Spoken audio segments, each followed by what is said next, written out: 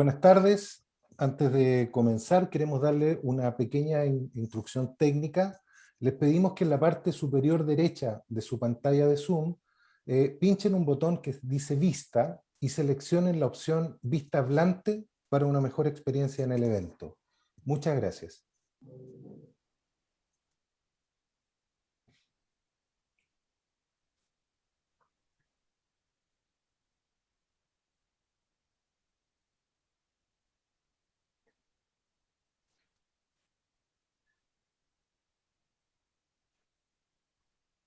Buenas noches, bienvenidos a Conversemos a Pulmón Quitado.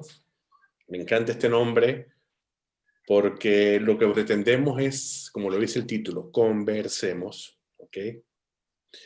Y esto será un ciclo de conversatorios que compartiremos junto al doctor Gonzalo Alvear, quien es especialista en enfermedades broncopulmonares y que seguramente muchos de ustedes conocen, ¿ok? Y antes de darle la bienvenida, quisiera agradecer primero a todos los que se han podido conectar a este conversatorio, que han separado un espacio de su vida, hoy día jueves, previo a un fin de semana largo, y están aquí porque están muy interesados en conocer el tema, porque el tema de hoy tiene que ver mucho el diagnóstico, o sea, el diagnóstico de la enfermedad pulmonar obstructiva crónica. Así, nomás, le quiero dar la bienvenida al doctor Gonzalo Alvear, que debe estar conectándose dentro de poco. No, ya estoy aquí ya. Y aquí estamos. Gonzalo, ¿cómo estás? Te voy a tutear porque esto es un conversatorio, así como el café que tengo en el fondo. Sí. Los envidiosos dirán que es un montaje, pero no es así. No es así esta noche tan helada. ¿Y cómo te sientes? ¿Cómo estuvo la semana, Gonzalo? Bien, harto trabajo, ¿no? Mucho trabajo, mucho post-COVID, así que yo creo que bueno hablar de otros temas como este, y sobre todo el diagnóstico de la época, que tal como tú dijiste, es un problemón que tenemos no solamente en Chile, sino que a nivel de todo el mundo.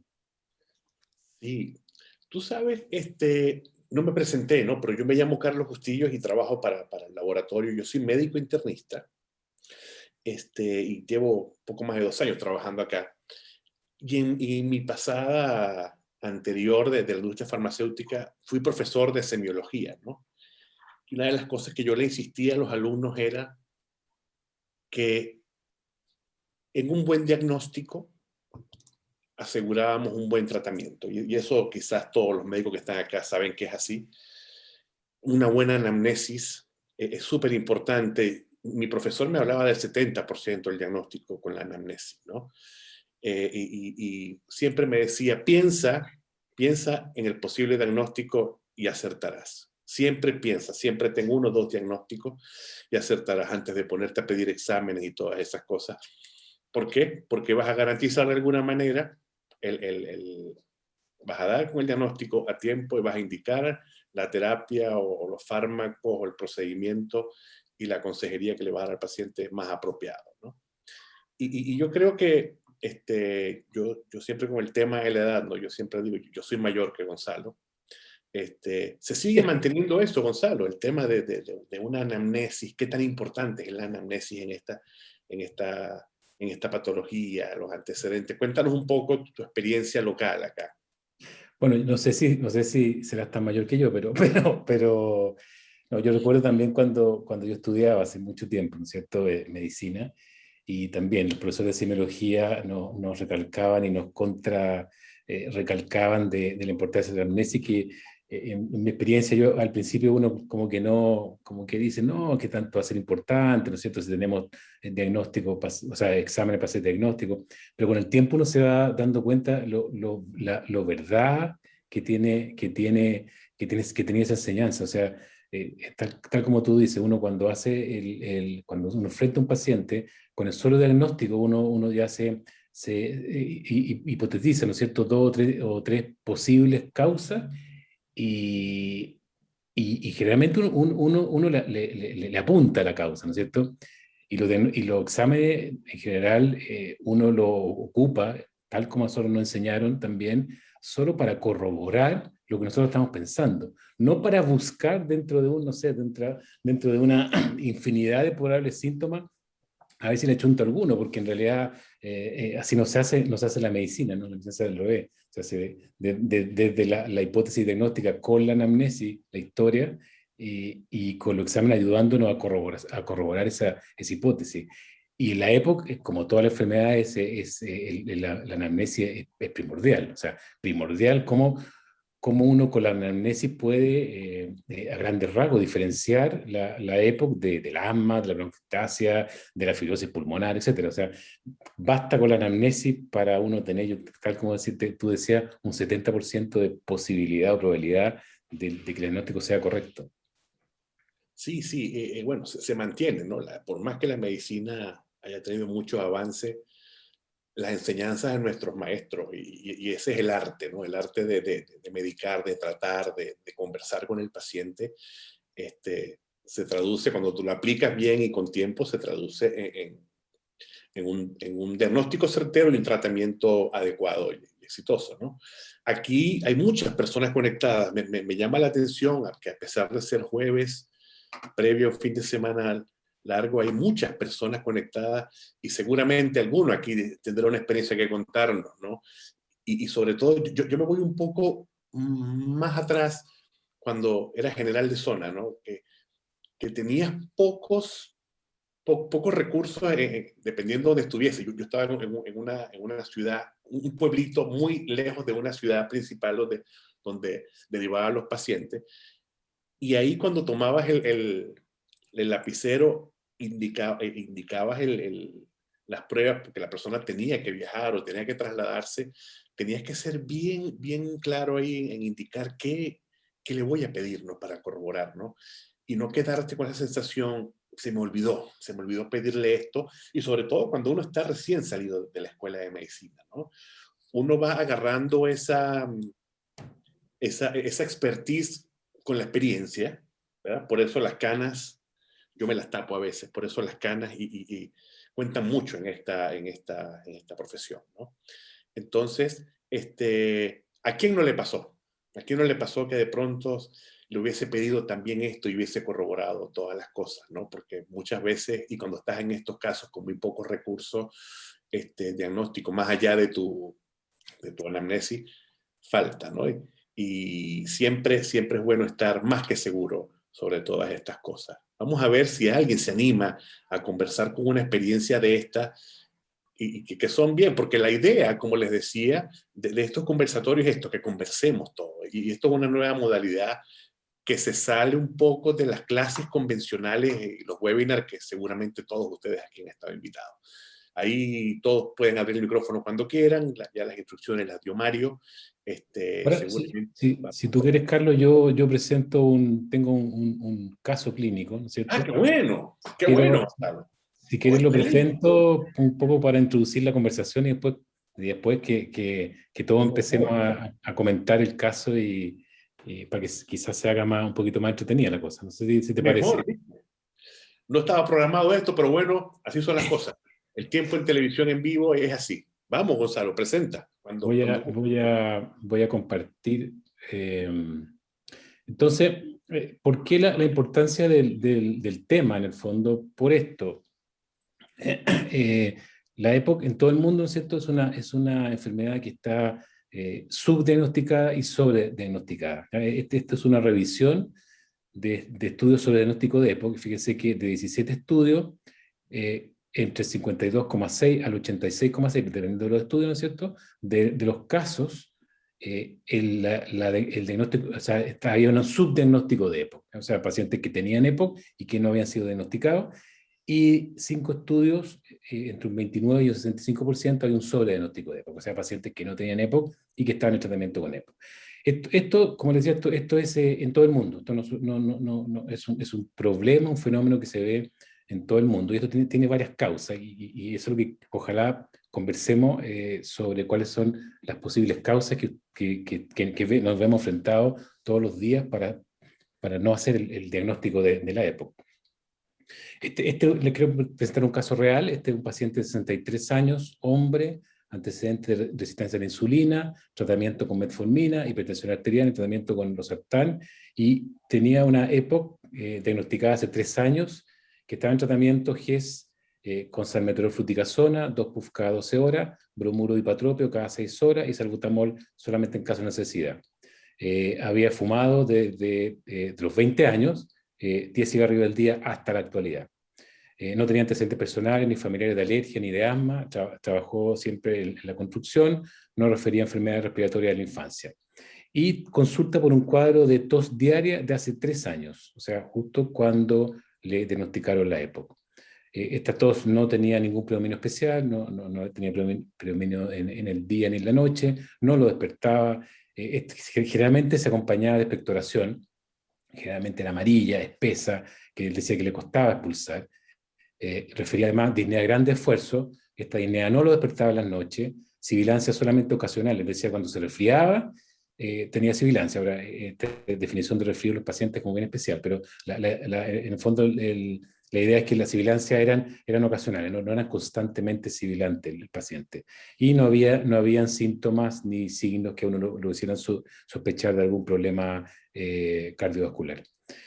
Había consultado a un médico recientemente por este cuadro y el doctor le indicó acitromicina, prednisona, delloratadina y diagnosticó una bronquitis aguda y solicitó un TAC, un escáner. ¿Ya? El escáner que mostraba, el escáner, aquí yo les voy a mostrar solamente 2 imágenes para que mostrar lo más importante, se veía un enfisema, ¿no? Un enfisema centrocinar, una foto de los lobos superiores, pero el típico enfisema centrocinar y paraseptal, y más abajo había un leve engrosamiento de las paredes bronquiales, ¿no? Hasta aquí nomás. Bien. Hay por aquí... Perdón, esta es la última. Entonces con esto... Perdón. Yo me equivoqué. Entonces con esto volvió al doctor y el doctor le dijo, efectivamente, usted tiene una EPOC y le agregó tiotropio, ¿no? ¿Qué podríamos conversar de esto? ¿Qué opinan de esto? Perfecto. Si escuchan un perro ladrando, yo tengo un perro que quiere hacer posgrado de neumonología. Él quiere intervenir. A las 8 de la noche empieza a ladrar. Así que, mira, aquí hay una pregunta que ponen en el chat. ¿No siempre existe más error médico por falta de anamnesis y falta de examen físico? Estoy de acuerdo con usted, doctor Gustavo Werneking, que por falta de conocimiento, decían mis profesores, y es muy sabio, ¿ok? Y este caso clínico, doctor Werneking, que presenta el doctor, ¿qué podemos hablar? ¿Qué podemos aportar por acá? Que aquí empieza la cosa buena, la discusión. ¿Dónde está el doctor? No lo veo.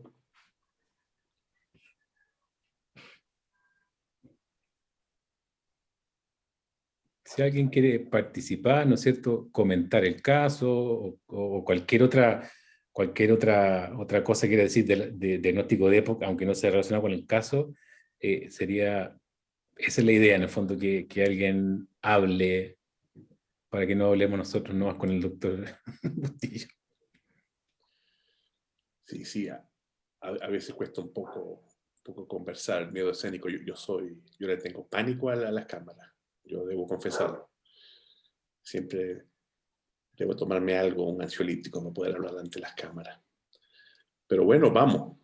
Quizás una pregunta, hacerle al que quiera contestar, ¿qué le parece este caso, el diagnóstico de EPOC? O sea, ¿está bien hecho o no está bien hecho? ¿Qué le falta? ¿Qué le sobra a este diagnóstico? ¿Se hizo bien? Aquí hay alguien que se llama Cecilia Hidalgo y tiene Espirometría. Espirometría necesitaría. ¿Escuchó, doctor Alvear? Sí, Una escuché. espirometría. Sí, escuché. Sí. ¿Quién más? Cecilia Hidalgo, aquí está con la cámara encendida. Muchas gracias por encender su cámara, doctora. O sea, la apagó otra vez. ¿Quién más por aquí? Que hay muchas. Está, Paulina, iPad de Carolina, Lidia, Patricia, iPhone de Ama, Astrid Pérez. Vamos a ver, aquí. Agregar tiotropio bromuro e hipatropio no tiene sentido. Suponemos que el diagnóstico se hizo por Espiro con BEF, CBF alterada. Colocan y alguien que dice que se llama iPhone.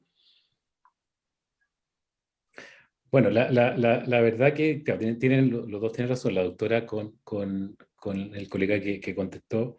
A ver, nosotros en este caso no tenemos idea cómo le hicieron el diagnóstico al paciente. El paciente dijo que tenía una EPOC, pero no tenemos idea cómo se lo hicieron.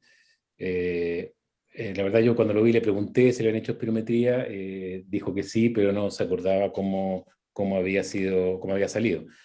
Ahora, pongo este caso porque en general yo lo que hago, ¿no es cierto? No es una recomendación, pero yo lo que hago, yo siempre dudo de los diagnósticos con los que los pacientes vienen, porque muchas veces o no están bien hechos o quizás la mayoría de las veces el paciente no entiende lo que le dicen o miles de otras causas. Entonces, yo siempre dudo de los diagnósticos y trato de objetivar los diagnósticos, ¿ya? Porque justamente les quiero mostrar, le pedí la espirometría al paciente y esta es la espirometría que tenía el paciente. O sea, tenía fíjense, una capacidad vital absolutamente normal, un BF1 normal y una relación normal, ¿ya? Tanto pre como post broncodilatador. O sea, este paciente no tenía EPOC, ¿cierto? Pero sí tenía un enfisema importante, ¿no es cierto? Y tenía lo que nosotros llamamos ahora una enfermedad crónica de la vía aérea, ¿no es cierto? Que es este engrosamiento de la vía aérea que se ve en el escáner a nivel bronquial y que en el fondo es una alteración tanto anatómica como funcional de los bronquios, y eso explica en el fondo los síntomas del paciente. La tos y la flema constante de hace 3 años está provocada principalmente por este engrosamiento de la vía aérea, y probablemente esta disnea que tiene disnea de esfuerzo estaba provocada probablemente por el enfisema. Pero entonces este caso no es un EPOC, es un mal diagnóstico de EPOC. Este paciente no tiene EPOC, a pesar de tener enfisema, a pesar de haber fumado, a pesar de tener los síntomas que son sugerentes de EPOC. Definitivamente este paciente no tiene EPOC, ¿ya? Y ahí que me gustaría mucho que alguien comentara, no sé, del tratamiento. O sea, este paciente está el último colega le dejó un tratamiento, ¿no es cierto?, tremendamente, una triterapia, ¿no es cierto? Y antes venía también con un tratamiento importante, ¿no es cierto?, de hace 3 años. Entonces me gustaría saber la opinión de usted. ¿Este paciente requiere tratamiento con broncodilatadores o no requiere tratamiento con broncodilatadores? ¿Qué opinan? A ver, les puedo decir para que opinen con libertad que esto no está definido. O sea, nadie en este minuto puede decir ni que sí ni que no, ¿ya? No hay una clara guía de qué hacer con estos pacientes, si se les deja o no se les deja broncodilatadores. Entonces, me gustaría saber la opinión de alguno, qué piensan. O sea, lo que opinen va a estar bien, porque no, como les digo, no hay ninguna guía clara para esto. Mira, Gonzalo, acá en el chat han escrito algo, ¿no? O sea, es una continuación de algo que quedó de la intervención pasada. Decía, agregar teotropio a bromuro y hipatropio no tiene sentido. Suponemos que el diagnóstico se hizo por Espiro, con BEF y CBF alterada menor al 70%. Además, debe ser Espiro con BD, broncodilatador, me imagino que es, índice menor del 70%. Yo pediría estudio funcional, dice el doctor o la doctora que escribió acá. Agrega eso por acá. Pediría un estudio funcional. ¿Alguien? Un micrófono abierto por ahí. A ver. ¿Quién se atreve a opinar?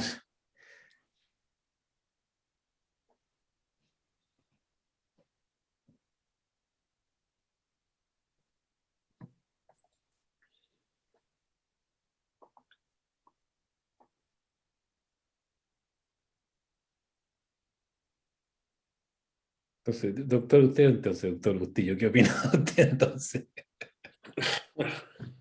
¿Qué opino yo? Bueno, yo creo que la triterapia, yo creo que haría falta otra cosa más, más específica. O sea, primero no es EPOC, y usted lo acabas de decir ahora, ¿no? Y sea, yo buscaré un tratamiento más o buscaré una prueba para corroborar lo que estoy pensando. Y volviendo un poco a lo que yo estaba comentando al principio, ¿no? Y yo te pregunto a ti, si un paciente mío, Gonzalo, te voy a enviar este paciente, ¿qué le agregarías tú? ¿Qué harías con este paciente? ¿Se abre un micrófono? No. No, pero hay alguien en el chat, la Gina, dice, la espirometría no justifica uso de todos los medicamentos indicados. Totalmente de acuerdo. O sea, de hecho, la espirometría por sí sola no explica ninguno, ni siquiera un broncodilatador. Pero hay que tener ojo de que en estos casos, ¿no es cierto? A ver, los síntomas, tenemos este paciente dos síntomas diferentes, ¿no es cierto? Un síntoma que son, que podemos llamar la bronquitis crónica, ¿no es cierto? Y que la tos y la expectoración, ahí obviamente los inhaladores, ninguno sirve, ¿no es cierto? Ni los broncodilatadores ni los corticoides. Y el otro es la disnea, que como yo dije, posiblemente una de las causas puede ser el enfisema. Pero recuerden que el enfisema y los pacientes con EPOC y también esta alteración de la vía aérea, que es este engrosamiento bronquial, puede manifestarse en lo que se llama la hiperinsuflación pulmonar. ¿Ya? La hiperinsuflación pulmonar consiste en el fondo, a grandes rasgos, que el pulmón se va cada vez inflando más. ¿Ya? Al final es como un globo, ¿no es cierto?, que está completamente inflado, y mientras más inflado está un globo, más cuesta inflarlo, ¿no es cierto? Y eso puede provocar disnea, y probablemente también sea una causa importante de la disnea de este paciente. Y ese tipo de hiperinsuflación pulmonar, perdón, ¿cómo uno lo puede diagnosticar, ¿no es cierto? Pidiéndole, tal como decía ahí en el chat, las pruebas de función pulmonar, y en este caso habría que pedirle una medición de volúmenes pulmonares. ¿Ya? Ahora, eso es complicado, no lo están haciendo, etcétera. Entonces uno perfectamente puede asumir que este paciente, sin ¿no es cierto?, necesidad de ese examen, que sería lo más docente y lo más lógico, pero sabemos todo que es muy difícil, pero deberíamos suponer que este paciente, ¿cómo explicamos entonces la línea? Porque tiene una hiperinsuflación pulmonar. Y recuerden que la hiperinsuflación pulmonar tiene tratamiento principalmente con la rehabilitación pulmonar, con la terapia kinesiológica, ¿ya?, de rehabilitación pulmonar. Y en ese caso sí sirve los broncodilatadores, ¿ya? Porque en este caso el broncodilatador, aunque este paciente no tiene obstrucción, ¿no es cierto?, pero sí en estos casos tenemos que asegurar una broncodilatación máxima de la vía aérea, porque eso ayuda a desinflamar el pulmón junto con la terapia kinesiológica, y con eso disminuimos la hiperinsuflación pulmonar y con eso disminuimos la disnea en forma importante. Entonces, este paciente, ¿qué indicación tiene? Efectivamente tiene indicación de un broncodilatador, ojalá de un broncodilatador de acción prolongada, ya no un broncodilatador de acción corta, porque ahí el efecto sobre la hiperinsuflación pulmonar es más bajo. Y de esos que existen, ¿no es cierto? El que tiene más evidencia en estos casos es justamente el tiotropio, ¿ya? O sea, yo a este paciente le dejaría un tiotropio, ¿cierto?, más un tratamiento de rehabilitación pulmonar con el kinesiólogo. Y el manejo de la parte de la bronquitis crónica, bueno, es un manejo también con la terapia kinesiológica, que ayuda a manejar mejor ¿cómo se llama?, la producción y el manejo de la secreción. Y también, aunque no hay evidencia de muy buena calidad, también sería bueno dejarle un mucolítico, y de los mucolíticos el único que tiene cierta evidencia, ¿no es cierto?, es la acetilcisteína o la N-acetilcisteína. Ese sería como mi tratamiento para este paciente. Perfecto. Alguien escribió en el chat capacidad funcional, le pediría, ¿no? Claro, eso es lo que los volúmenes, en el fondo los volúmenes y capacidades pulmonares que se llaman. Ahora, eso es un examen que es bastante caro, ¿no es cierto?, que lo están haciendo un poco en obviamente lo hacen en las clínicas. Ahora, sería lo ideal, como comentábamos antes, lo ideal tenerlo, pero si no se puede, yo creo que uno no pecaría en manejarlo como una hiperinsuflación pulmonar. Antes de eso, ¿qué indicarías, siendo un examen costoso y que no es tan disponible en todas partes? Antes de eso, ¿qué pedirlo? Además de lo que mencionaste. O sea, yo lo dejaría con eso a este paciente, lo dejaría con eso y vería después cómo va evolucionando. Pero yo no sé la experiencia que tienen ustedes del uso de las terapias de rehabilitación pulmonar en estos casos son espectaculares, o sea, tienen un efecto sobre la disnea importantísimo, importantísimo, mucho más que cualquier bronquidilatador que uno le pueda dejar, estoy hablando en estos casos. Y aquí preguntan, ¿no? Bueno, si no salimos en cámara, por lo menos escrito vamos a funcionar. Y me encanta la persona que está escribiendo. Pero ¿por qué un antimuscarínico de acción prolongada y no un LABA? ¿Cómo lo controla? Hace esas dos preguntas. ¿Cómo controla el paciente? ¿Por qué un antimuscarínico? Porque el antimuscarínico tiene mucha más evidencia de estudios que muestran que tiene actúa de forma sinérgica con la rehabilitación pulmonar. No así yo no he leído ningún estudio de algún LABA solo, ¿ya? En la EPOC que se use o que se haya probado junto a la terapia de rehabilitación pulmonar, no así el tiotropio, como repito, hay estudios. Esa es la principal razón, y la segunda razón es que si ustedes recuerdan que fisiopatológicamente la principal causa, ¿no es cierto?, de aumento del tono, ¿no es cierto?, o de la broncoconstricción de los pacientes con EPOC, justamente está dado por el lado del sistema nervioso, ¿cómo se llama?, simpático. Entonces, el antimuscarínico actúan directamente ahí y disminuyen el tono broncomotor que tiene los EPOC aumentados. Entonces, esas serían las dos razones por qué un LAMA y no un LABA. Ahora, si no tengo un LAMA, podría dejarle un LABA, ¿no es cierto? Pero la primera indicación sería dejarle el LAMA. ¿Cómo lo controlo? Lo controlo principalmente con herramientas objetivas de disnea, que es la principal que se usa, está la famosa del MMRC, ¿no es cierto? Una herramienta muy fácil para medir disnea, y se controla generalmente a la mitad de la terapia de rehabilitación y después al final de la terapia de rehabilitación. Otra cosa importante es que la terapia de rehabilitación debe ser periódica, o sea, generalmente uno puede dejar 12 sesiones, 14 sesiones, después el paciente descansa unos 6 meses y se vuelve a hacer la terapia de rehabilitación porque se ha visto que ese efecto que tiene sobre la hiperinsuficiencia pulmonar se va perdiendo en el tiempo y se vuelve a recuperar cuando se hace nuevamente la terapia. Pero no es EPOC, dice la misma persona. No, exactamente, no es EPOC, este paciente no es EPOC, este paciente, como repito, ¿cuál es el diagnóstico? El diagnóstico que uno debería poner es, este paciente tiene un enfisema pulmonar no EPOC, tabáquico, y una enfermedad crónica de la vía aérea tabáquica. Ese es el diagnóstico técnico, en el fondo, se uno podría decir, de lo que tiene este paciente. Y viene también una pregunta, dice la celcisteína, y a mí también me interesaría saberlo, Gonzalo. ¿A qué dosis la trabaja? ¿Cómo la usa la celcisteína?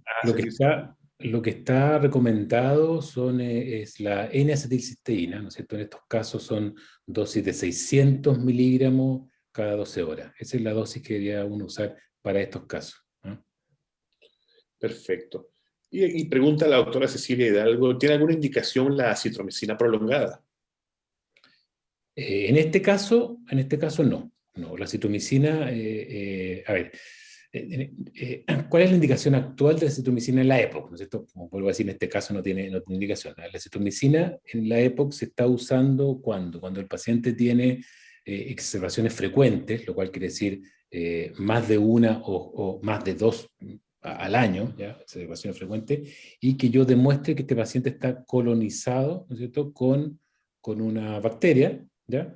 O en aquel paciente que tiene exacerbaciones frecuentes y que no responde, ¿no es cierto?, a la triple terapia por un periodo. Si yo tengo a este paciente con una triple terapia por un año, este paciente sigue haciendo exacerbaciones frecuentes, uno puede probar el uso de acitromicina para ver si disminuye la frecuencia de exacerbaciones. Si no disminuye la frecuencia de exacerbaciones, hay que suspender la acitromicina. Esa es como la indicación actual de la acitromicina en pacientes con EPOC.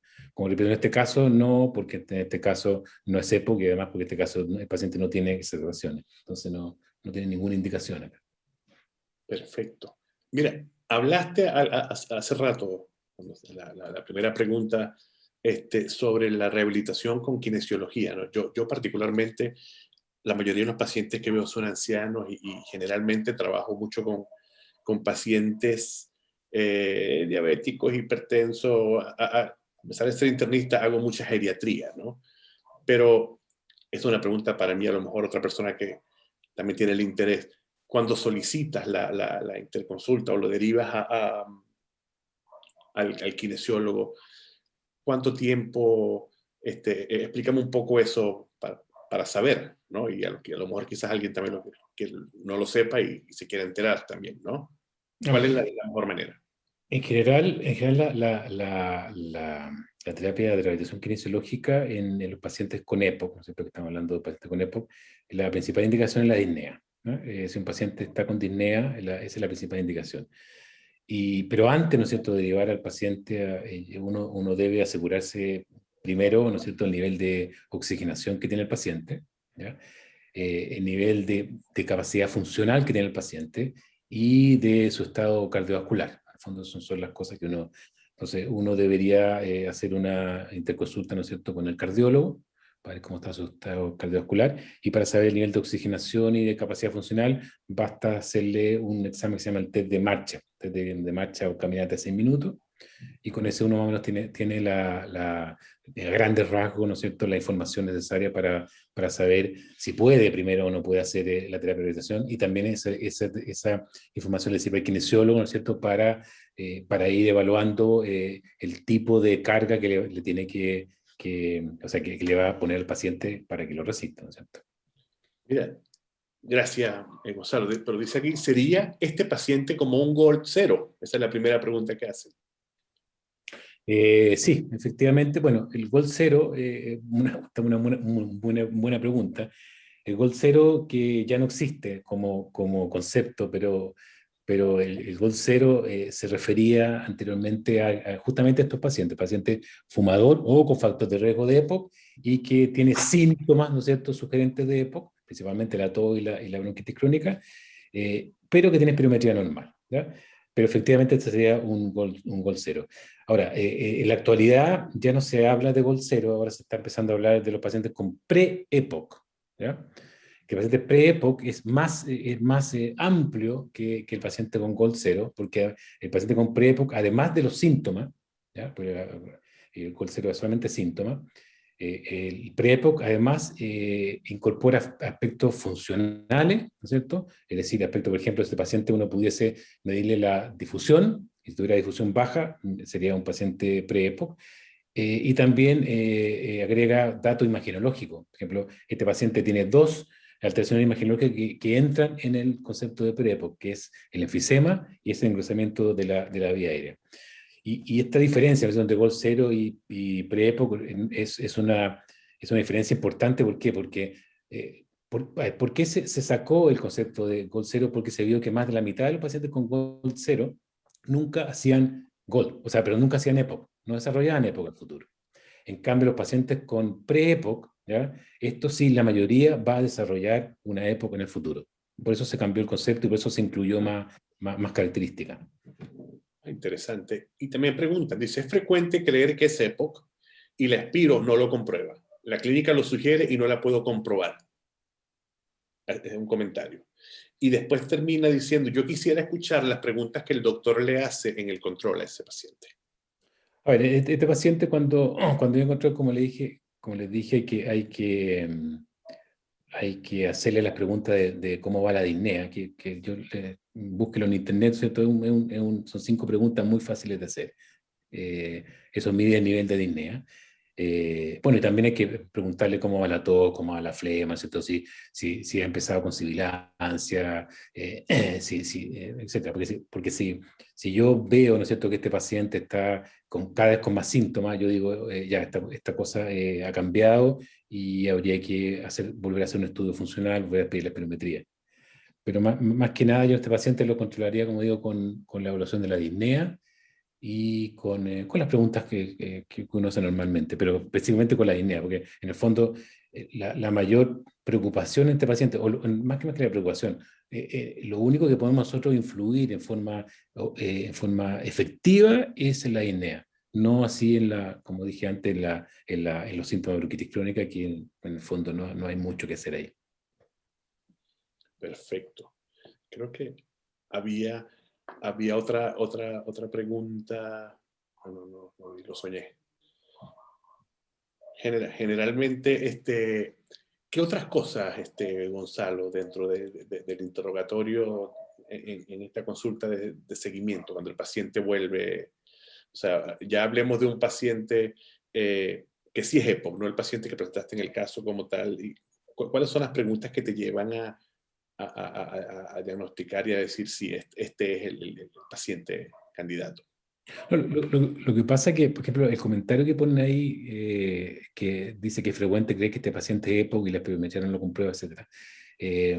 Bueno, este es un paciente que uno cuando lo ve, ¿no es cierto?, le hace la anamnesis, la primera anamnesis, uno tiene, como decíamos al principio, un 70% de probabilidad de que este paciente tiene EPOC, ¿no es cierto? Claro. Y le pedimos la espirometría y no tiene EPOC, ¿ya? Porque recuerden, creo que todos lo tienen claro, pero nunca está de más recordarlo, que el diagnóstico de EPOC se hace siempre con espirometría. Por eso es que este paciente, aunque tenga todos los síntomas de EPOC, no tiene EPOC, ¿ya? Lo cual no quiere decir que no está enfermo, ¿no? Porque ya tiene alteración estructural, etc. Entonces, cuando me hacen pensar que este paciente puede tener EPOC, en el fondo, si los síntomas persisten y hay que seguir solicitando la espirometría, ojalá cada 6 meses o cada 1 año, porque esto, recuerden, volvemos a lo que dijimos anteriormente, este paciente tiene un pre-EPOC, ¿no es cierto? Si lo miramos desde ese punto de vista, y es muy posible que si sigue fumando, si no logramos que deje de fumar, el paciente va a desarrollar EPOC a futuro. Entonces hay que investigar con espirometría en forma seriada. Ya, ojalá cada 6 meses, yo lo haría cada 6 meses en este paciente, y si no puede, al menos 1 vez al año. Eso no sé si... Aquí hay unas preguntas, por ejemplo, o sea, para ver si la gente... aquí me llegó una.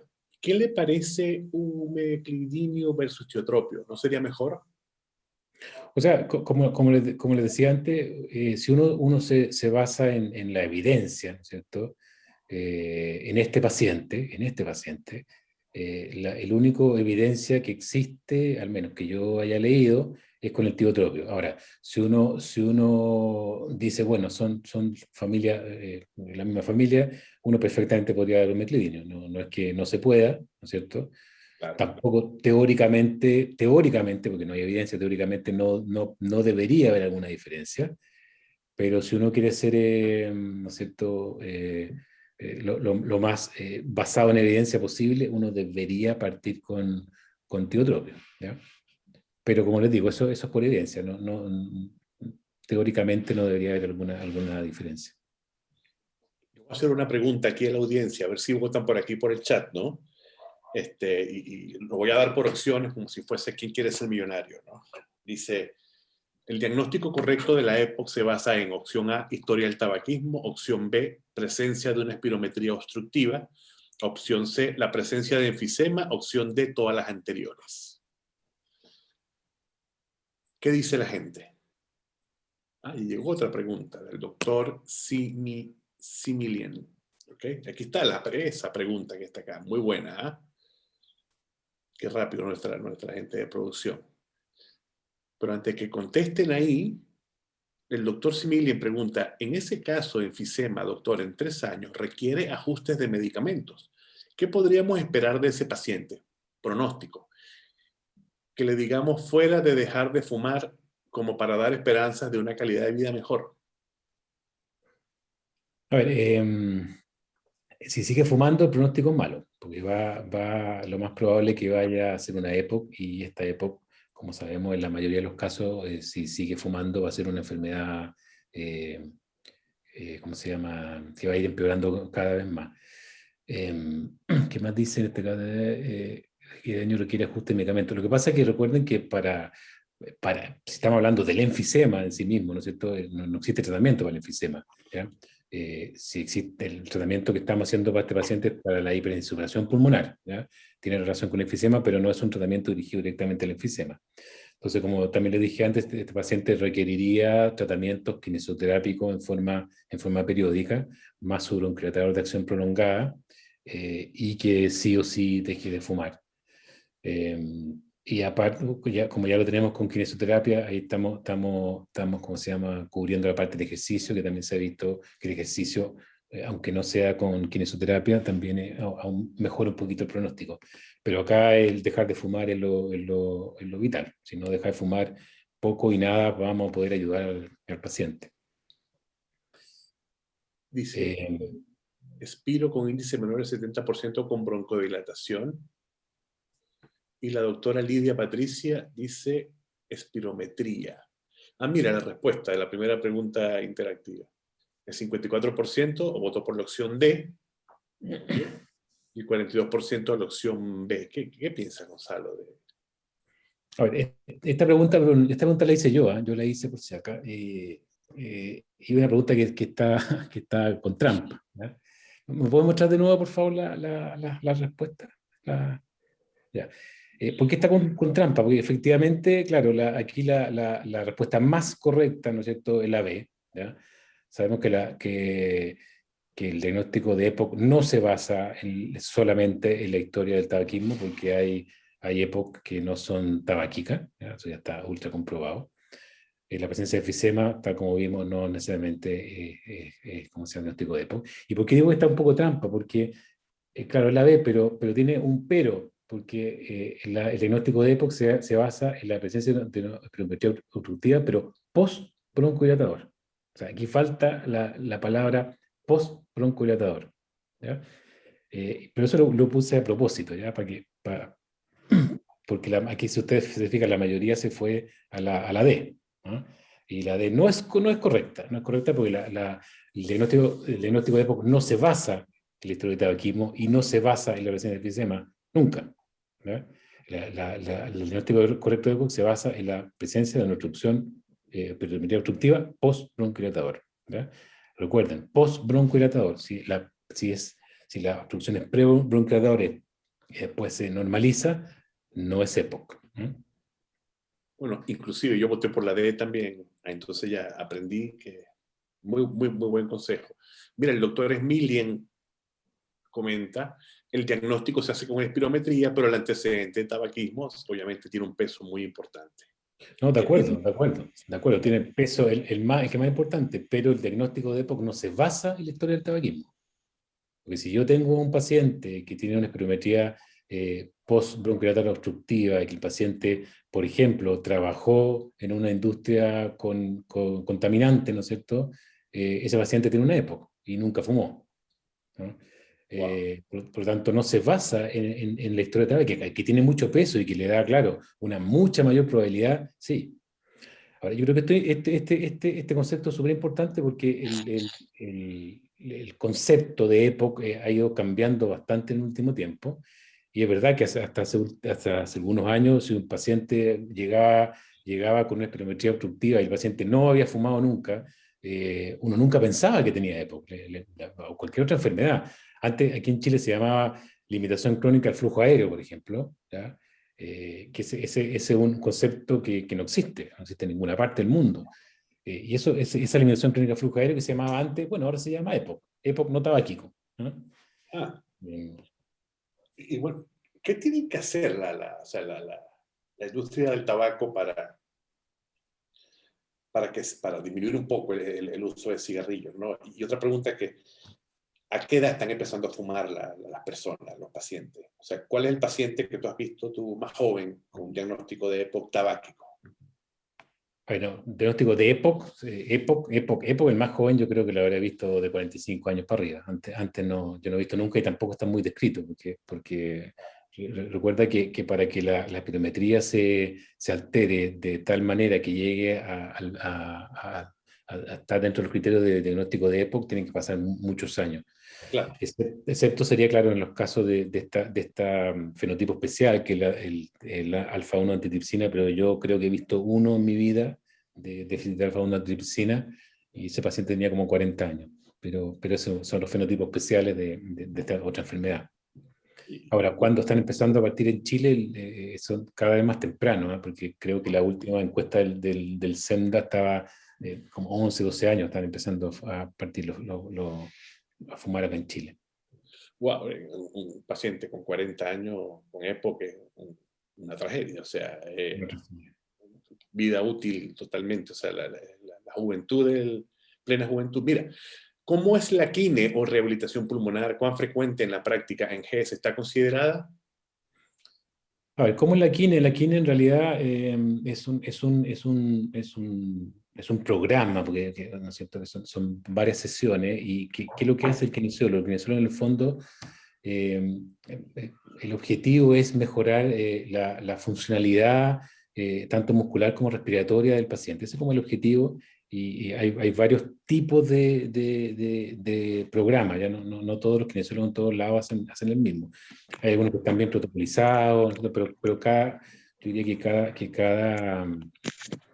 que cada centro, cada lugar puede tener protocolos diferentes, pero en el fondo el objetivo es eso, es mejorar la funcionalidad, tanto respiratoria como muscular, aeróbica, de resistencia, etcétera, del paciente.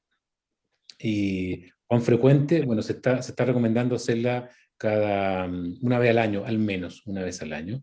Y generalmente tampoco la cuantía de cuántas sesiones son las necesarias, tampoco está muy depende también un poco los programas, pero generalmente son 12, 14 sesiones por programa. Algunos usan más, otros usan menos, pero con eso uno podría hacer que esas sesiones una vez al año podría ser bastante recomendable. ¿Está considerada en el GES? Sí, está considerada en el GES. El GES está considerada sesiones de kinesiología que uno las puede ocupar así entre comillas, ¿no es cierto?, en casos de una exacerbación, o las puede ocupar también en casos de rehabilitación pulmonar.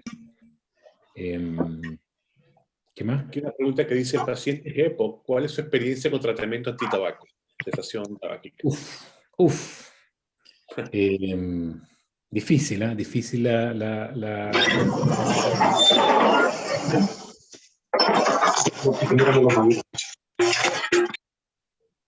Algo se cayó, parece. Un chinchinero. Sí, difícil ¿cómo se llama? El tratamiento. A ver, en mi experiencia personal, ¿no es cierto? Yo he visto, o sea, cada paciente es un mundo absolutamente diferente. En mi opinión, y esto yo creo que puede estar quizás en contra o no muy de acuerdo con las recomendaciones que dan las guías y todo. Yo no estoy no que no esté de acuerdo, no me ha resultado el dar de forma inmediata, ¿no es cierto?, un tratamiento antitabáquico. En general, yo me tomo varias consultas en el fondo, para empezar a tratar de convencer al paciente, a demostrarle al paciente cuánto daño se está haciendo. Porque si no, es dejarle un tratamiento con algún, no sé, con parche, que es poco difícil conseguirlo en Chile, pero con fármaco, por lo menos mi experiencia es que no, al final no tiene mucha eficacia el tratamiento. Hay que convencer, hay que conocer muy bien al paciente, hay que empezar a conocerlo en cada consulta, hay que un poco, entre comillas, meterse en su vida e ir convenciéndolo. Y por eso que en mi experiencia es muy difícil, muy difícil. Yo he tratado de cuantificar cuántos pacientes con EPOC pacientes míos con EPOC logran dejar de fumar al año, y yo les diría que en mi experiencia, no más de 3 o 4 al año, yo logro que dejen de fumar. O sea, yo he tenido pacientes que han estado hospitalizados, ¿no es cierto?, y algunos intubados, ¿no es cierto?, y después de un tiempo vuelven a fumar. O sea, es un tema muy complicado, y hay que dedicarse al paciente si uno quiere realmente tratar de que dejen de fumar.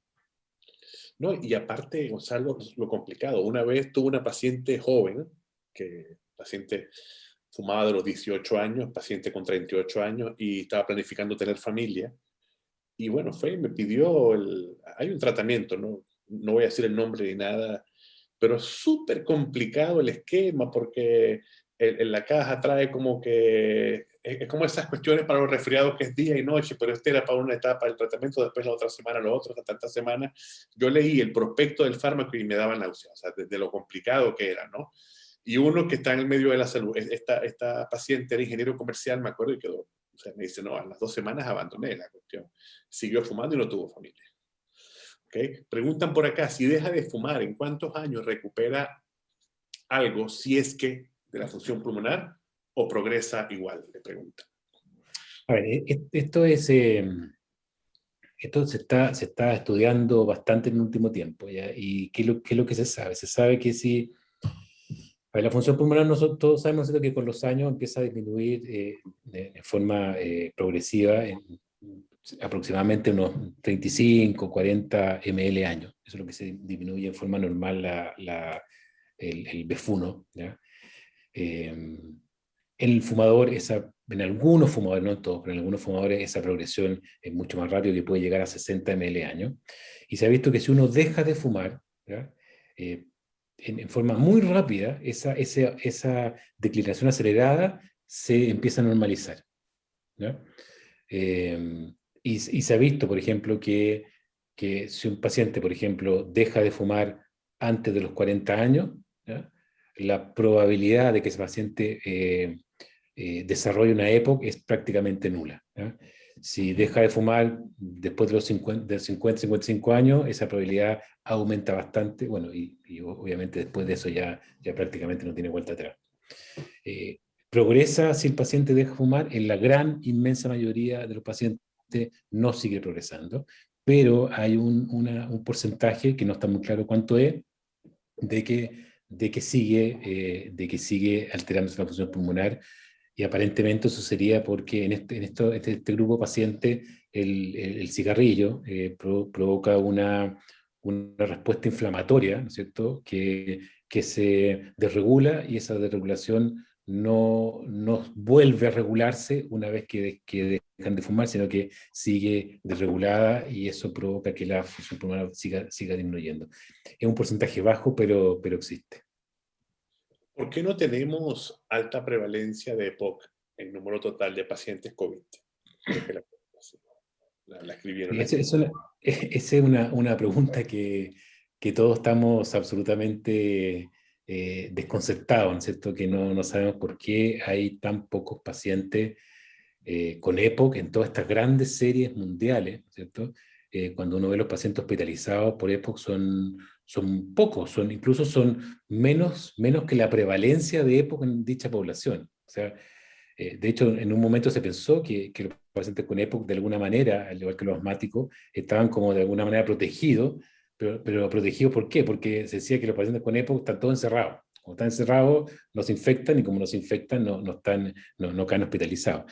Es una explicación que se da, pero realmente no se sabe. Pero lo que sí se sabe, y esto ya está comprobado, que si un paciente con EPOC entra a la UCI, ¿no es cierto?, si un paciente con EPOC se cae en ventilación por coronavirus, sí, el riesgo de mortalidad es muchísimo mayor que un paciente que no tiene EPOC, ¿ya? O sea, que se sabe hasta el minuto que aparentemente la prevalencia de los pacientes COVID con EPOC es baja, pero el riesgo de mortalidad o desenlace malo, en el fondo, el paciente que tiene EPOC son mucho mayores a los pacientes que no tienen EPOC. De hecho, yo no soy de acá, soy venezolano, quizás hay algún venezolano conectado acá, estoy casi seguro que sí, pero de la mayoría de mis colegas que se han enfermado y se han complicado o han muerto por COVID, eran los que fumaban. O sea, directamente proporcional. Aquí preguntan, ¿cuándo en EPOC hace estudio cardiovascular? ¿Busca hipertensión pulmonar, falla derecha? Así es. A ver, lo que pasa, esta pregunta, uno puede tomarla desde el punto de vista cuando uno debería hacer estudio cardiovascular, o cuando uno lo hace. ¿En qué sentido? En que uno siempre debería hacer un estudio cardiovascular, siempre. ¿Por qué? Porque recuerden que la principal causa de mortalidad de los pacientes con EPOC son las enfermedades cardiovasculares, ¿ya? En general el paciente con EPOC no se muere de la EPOC, O sea, la mayoría se muere de enfermedad cardiovascular, ¿no? Entonces, siempre uno debería hacer un estudio cardiovascular. Ahora, en el contexto, ¿no es cierto?, de ese paciente tiene acceso o no tiene acceso a que lo vea un cardiólogo o no lo vea un cardiólogo, yo recomiendo, ¿no es cierto?, cuando yo tengo mi paciente con EPOC, yo le dejo un tratamiento y mi paciente no responde como debiera responder al tratamiento, sería bueno que lo evaluara un cardiólogo, ¿no? ¿Cuándo buscar hipertensión pulmonar? Lo mismo, la hipertensión pulmonar es una manifestación tardía ya ¿cómo se llama?, de la EPOC, cuando ya el paciente está necesita con insuficiencia respiratoria, ahí generalmente se empieza a desarrollar la hipertensión pulmonar y el col pulmonar, ¿no es cierto?, la falla derecha. Pero respondiendo a la pregunta, siempre se debería hacer estudio cardiovascular, y si no se puede, cuando el paciente no responde a la terapia que debería responder en el fondo. Bien. Yo creo, bueno, habrán que hacer en relación a lo del cigarrillo. Ahora hay una moda. Yo fumé en algún momento cuando tenía 20 años, ¿no? Pero hay una moda de fumar tabaco, ¿no? Ya uno no sabe si lo que están preparando en la calle es tabaco o otra cosa, es cannabis, ¿no? ¿El riesgo es igual de ese tabaco que fuman ahora, Gonzalo? ¿O es peor? A mí, todas las cosas que vayan con humo hacia adentro del cuerpo para mí son tóxicas, ¿no? O sea, A ver, la verdad que uno basándose en los estudios que existen, ¿no es cierto? Como tú dices, todo humo es tóxico, todo humo es nocivo para la vida aérea. Ahora, el problema es que la inmensa mayoría de los estudios se han hecho con cigarrillos, ¿ya?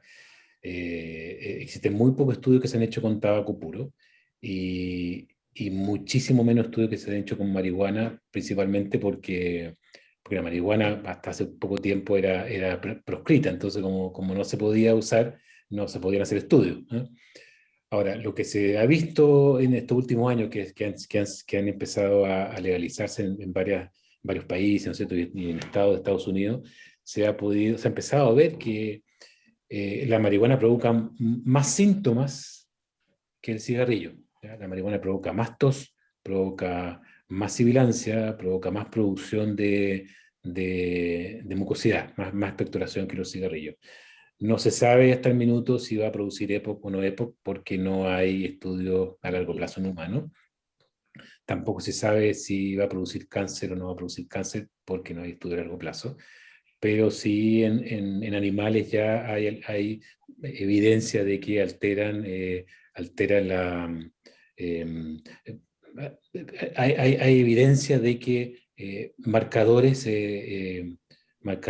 oncogénicos están empezando a aparecer en las células respiratorias de los modelos animales en los usuarios de marihuana, pero recuerden que son experimentales, las dosis que le dan ¿no es cierto?, a las ratas son absolutamente distintas a las dosis que usan la gente que consume marihuana.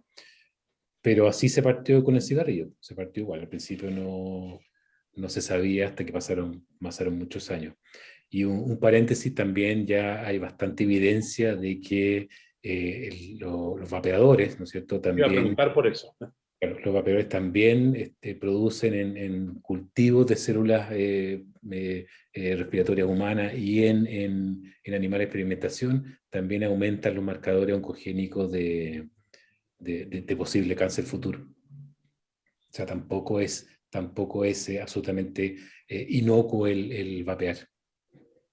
Entonces, ese mito de que la marihuana es natural y que es buena, y yo respeto a la gente que la utiliza, y los vapeadores, o sea, yo conozco varias personas, y esta costumbre que se usa mucho en el Medio Oriente, que se llama narguile, que ponen un carbón sobre está asociada a eso, a época. O sea, ¿cómo son las cifras en los países del Medio Oriente? Porque fuman bastante, o sea, son fumadores reconocidos, ¿no? ¿Cómo son las cifras? Y si hay alguna investigación, porque esto es una moda que hay ahora, y vamos a fumar esta cuestión árabe.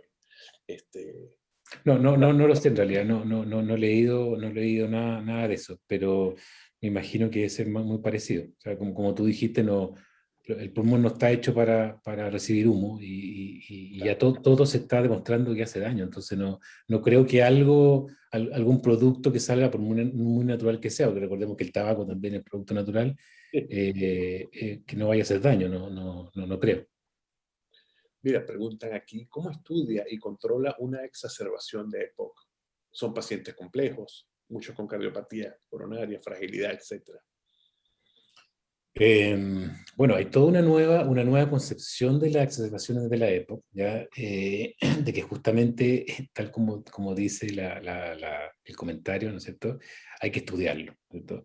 No todas las exacerbaciones son iguales, se han descrito al menos 4 tipos de exacerbaciones distintas, ¿no es cierto? Unas que son las exacerbaciones neutrofílicas, ¿no es cierto?, que son generalmente estas exacerbaciones infecciosas. Hay un tipo de exacerbación eosinofílica, ¿no?, que generalmente no es infecciosa y que es la que más responde a corticoides.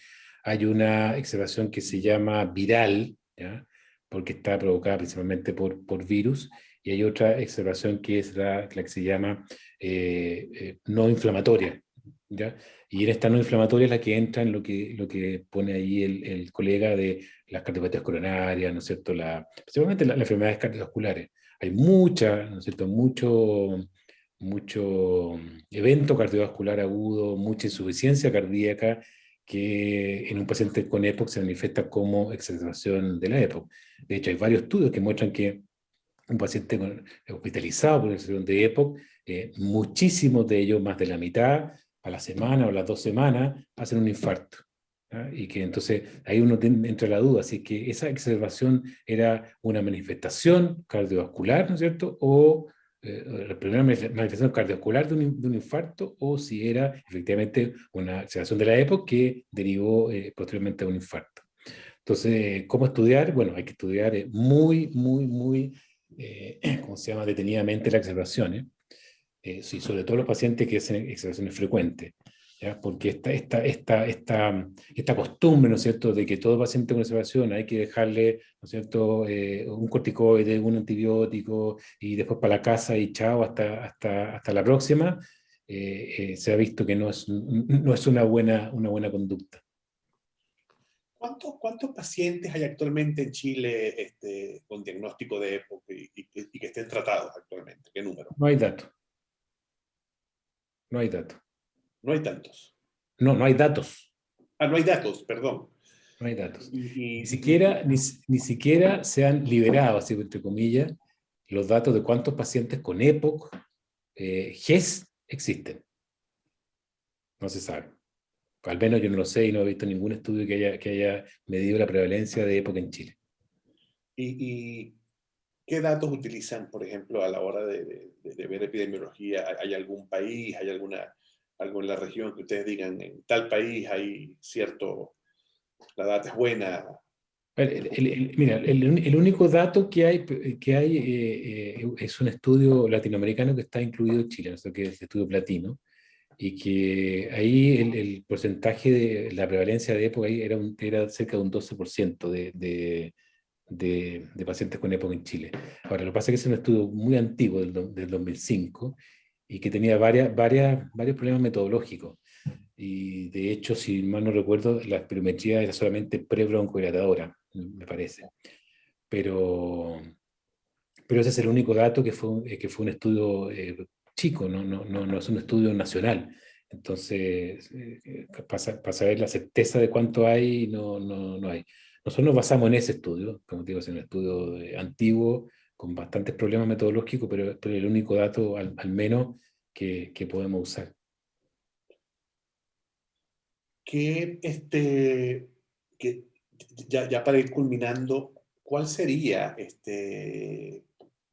las tres, ¿cómo se llama? Los gringos llaman el homework. ¿Cuáles serían los datos para llevarse a la casa hoy a todos los médicos que nos acompañaron y que le agradezco una vez más? Quiero las tres cosas para EPOC que no deberían faltar en este mostrar, pensamiento. voy a mostrar eso. Bueno, tenía otro caso, pero no lo alcanzamos. Yo diría que esto sería lo principal, ¿ya? ¿Cuáles son las principales causas del mal diagnóstico, ¿cierto? Primero,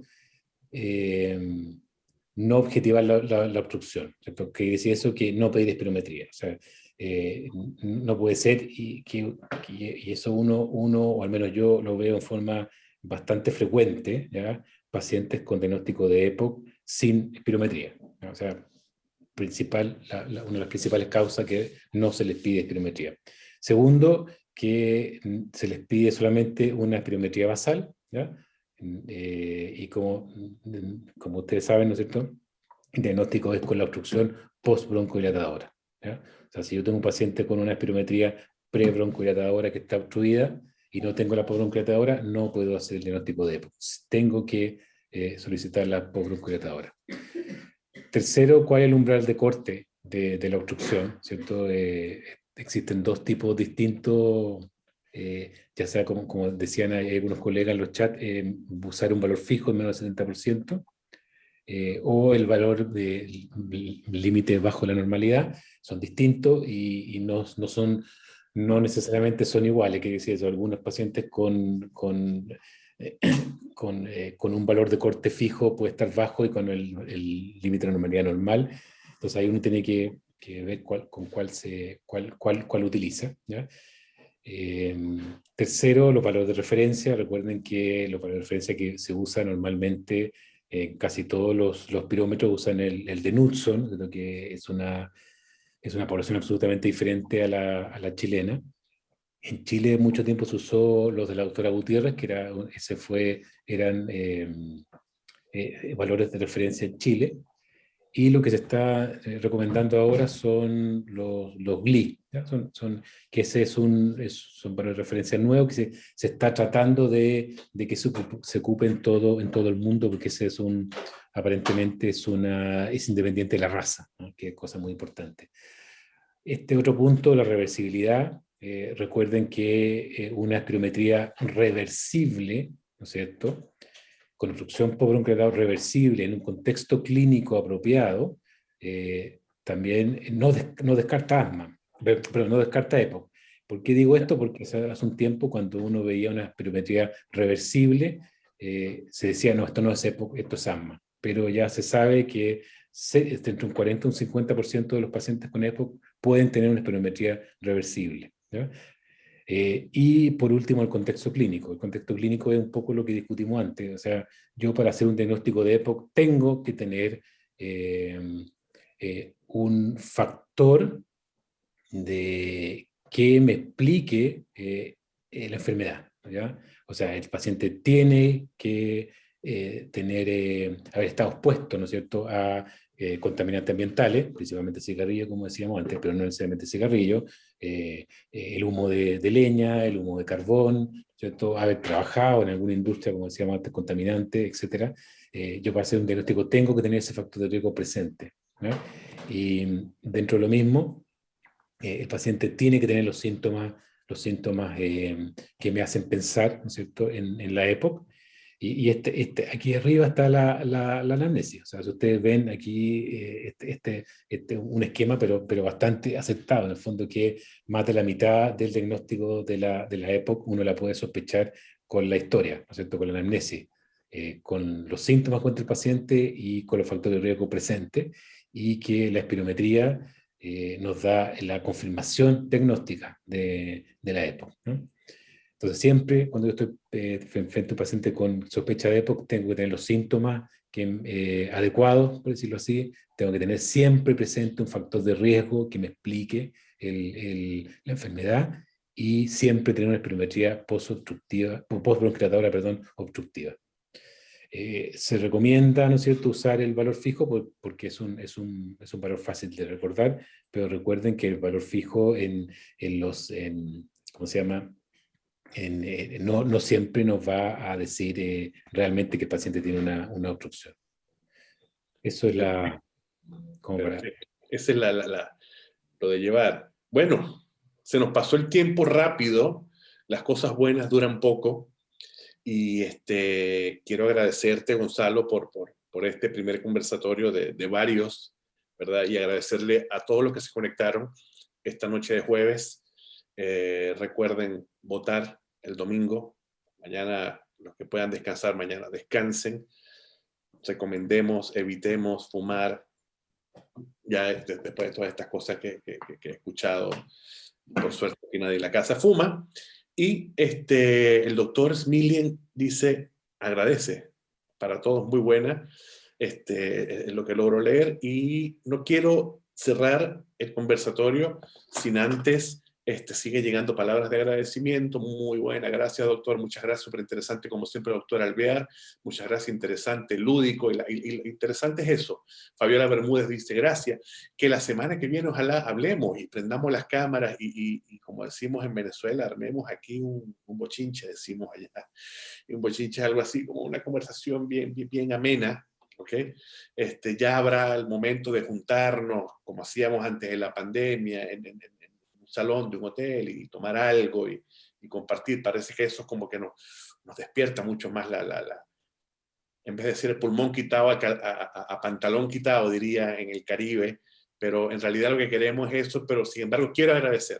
Invitarlos al siguiente jueves a la misma hora, donde estaremos nuevamente con el doctor Gonzalo Alvear y el doctor Carlos Bustillo, hablando a pulmón, conversemos a pulmón quitado. No sé si Gonzalo quieres decir algo para despedirte. No, gracias por la invitación, gracias para los que se conectaron, y creo que la próxima es el último jueves del próximo mes, ¿no? O miércoles, no estoy seguro. Sí, exactamente. Sí, tienes toda la razón, Así que, ¿Tienes por ahí ¿cómo se llama? Ahí está, abajo sale, el jueves 22 de julio, ¿no es cierto? Ahí está abajo. Ah, no, el próximo jueves 22 de julio. Ah, no, perdón, el próximo jueves, ¿no? Sí, estoy equivocado, ¿no? Yo no, el próximo jueves, donde no tenemos, es el 29, que la vamos a hacer el 28. Sí, no tienes razón. El próximo jueves, y ahí está el tema va a ser la importancia de la espirometría. Entonces, ahí también vamos a poner unos casos de espirometría interesantes para que conversemos sobre la espirometría, que ojalá que haya quedado claro que para hacer el diagnóstico hay que saber interpretarla y mirarla. Eso quiero ponerle varios casos la próxima vez para interpretar la espirometría, porque hay que aprender a verla. Va a estar bueno eso, va a estar bueno. Hasta yo estoy súper animado. Y bueno, a los doctores la invitación les va a llegar el próximo miércoles, pero el Conversemos a Pulmón Quitado es el día jueves a la misma hora, por el mismo canal, con los mismos invitados. Y espero que el jueves que viene hable mucho más, porque ahora están llegando muchísimas cosas.